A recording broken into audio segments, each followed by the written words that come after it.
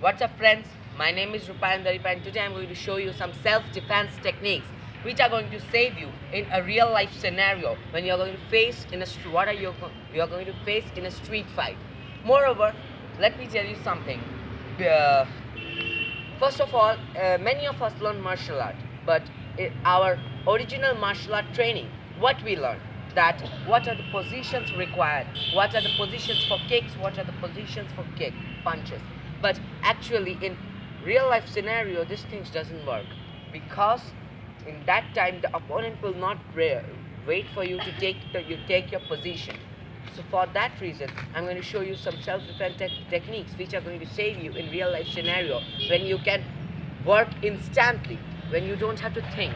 And moreover, for what we should know that when we are facing a real life scenario in a self-defense or a street fight, then uh, our heart starts beating like this.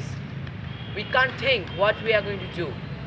We just think that okay, let me try this thing, but it doesn't work because we become nervous there. So for that reason, first we have to say our heart to be calm. You just say yourself that I'll be calm, nothing will happen, I know everything, I can do everything. So for that reason, your willpower should be strong. I am saying you that if you're a good martial artist but your willpower is not so strong, then you are never ever able to do anything. So for that reason, I'm going to say you that how you're going to become your heart. So for that reason, you can try meditation, which is the most simple and effective technique of making the heart calm. Every day morning, just wake up and just do little meditation for 5 to 10 minutes. And I bet it's going to work. So let's get started. I'm going to show you 5 self-defense techniques which and my opponent will just attack me like in the same way what opponent does in a real life street fight scenario. So let me call my friend Subhadeep Gorain, and I'm going to show you some 5 self-defense techniques for that.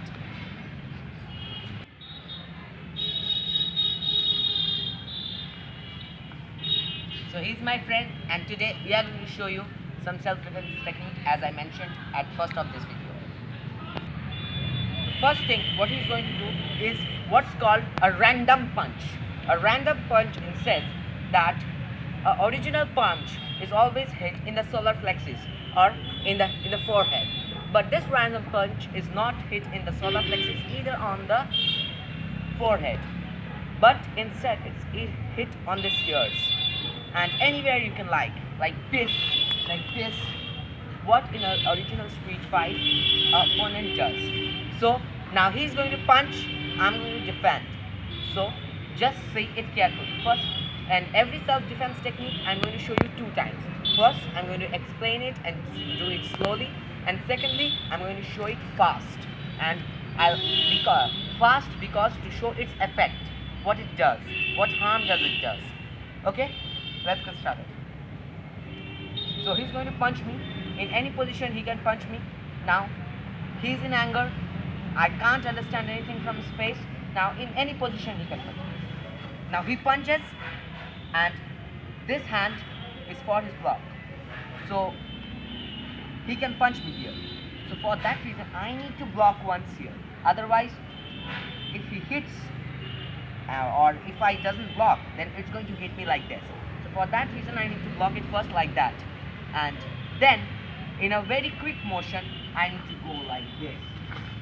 Then for a support in the shoulder here, then like this, then any kick you like. So this was the slow one. Now I'm going to show you in a fast forward turn. Okay, now see, punch, 1 2 3. So this was the first self-defense technique. Now the second one is another technique of this same random punch. But in this technique I'm going to show you how you can put your opponent in ground, because your sole aim in a fight should be how to bring him to ground, because once he's in ground everything is in your hand. So the second self-defense technique is based on this. So I will show you. He's here. Again, I can't understand seeing his face. He can punch in any way. So always you have to open your ears and eyes. And always in the ears and eyes and sense, not means in sense that you should be very cautious about everything. So he's in punch. Again, you can do any random punch. What is most commonly used by any street fight opponent? Okay. Now he punches, I'll block like this. And now, to put him to ground, his base of support is this leg. So I have to move his base of support from his center of gravity. Okay, center of gravity here, base of support here. So I need to remove this base from the center of gravity. So this was the slow motion. Now in a fast forward way, what he's going to do? Block, two. Now like this, any kick. So this is how we are going to take him to ground. Now my third self-defense technique is based again on a punch, but this time the punch will be on your face and not in a random method. The punch will be a normal punch, but in a very fast motion and in a very angry motion, because you need to really worry when the opponent in a street fight also knows martial art, because in that time you'll have the most difficulty. If the opponent is just like a slum boys or someone just a boy, means he's not learning martial art, then you will have a ease. But when he knows martial art, you'll really have a difficulty. So for that reason, what to do? There you can't use the, maybe he's more higher level than you, maybe he's more trained than you, more seasoned than you. So for that reason, a simple technique to put him to ground. So the third technique is fully based on this. So this is how I'm going to show you.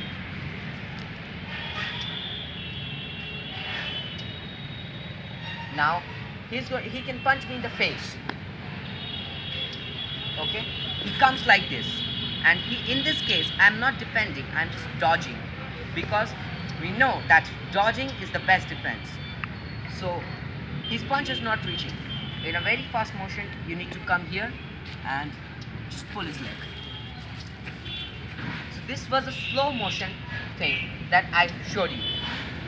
So now in a fast forward way, when he's going to punch hard, when he's going to punch me hard, punch hard, come, just kick, and now whatever you like, and now he's in your hand. So pulling a leg with two hands is more easy than stopping the leg from being pulled.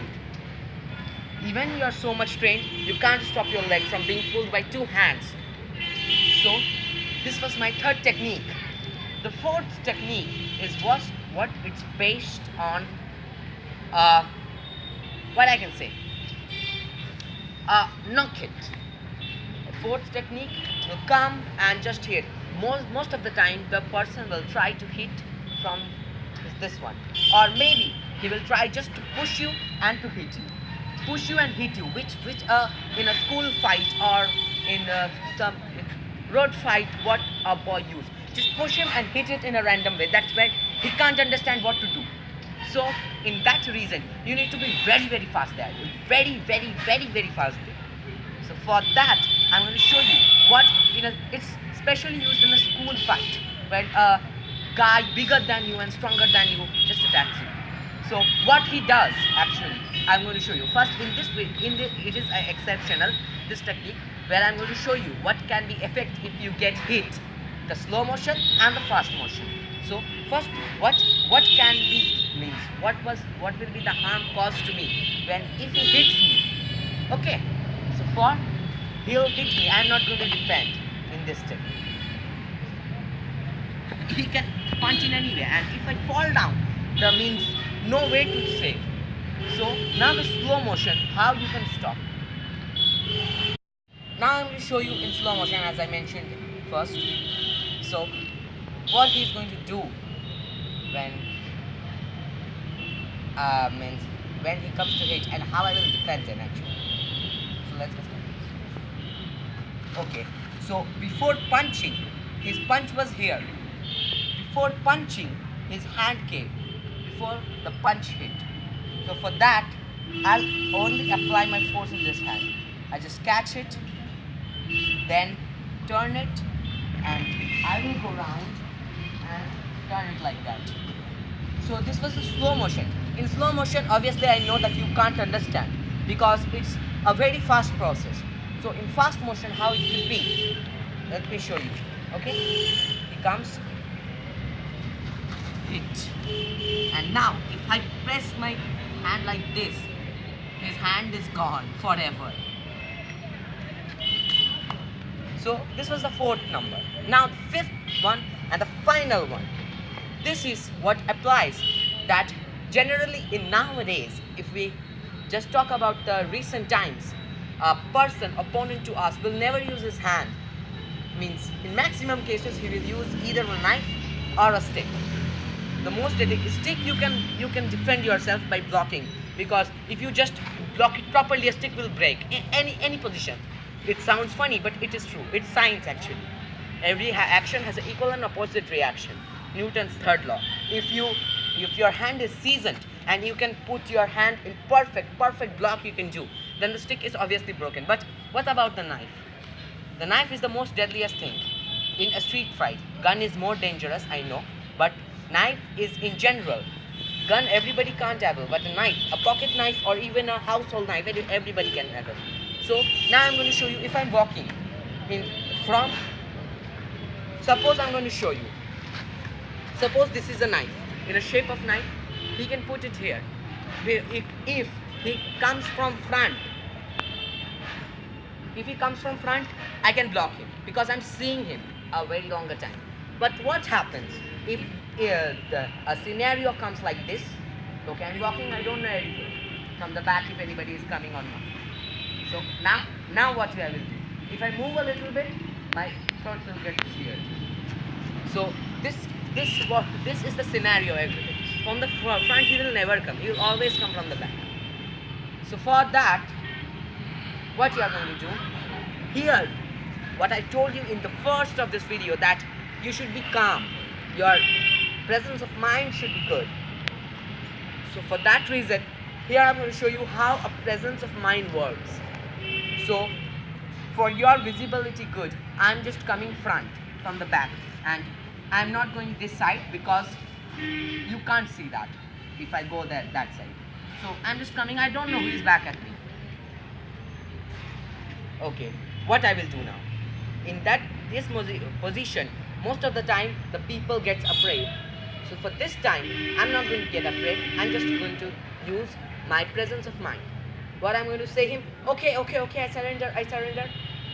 His hand like this, and like this.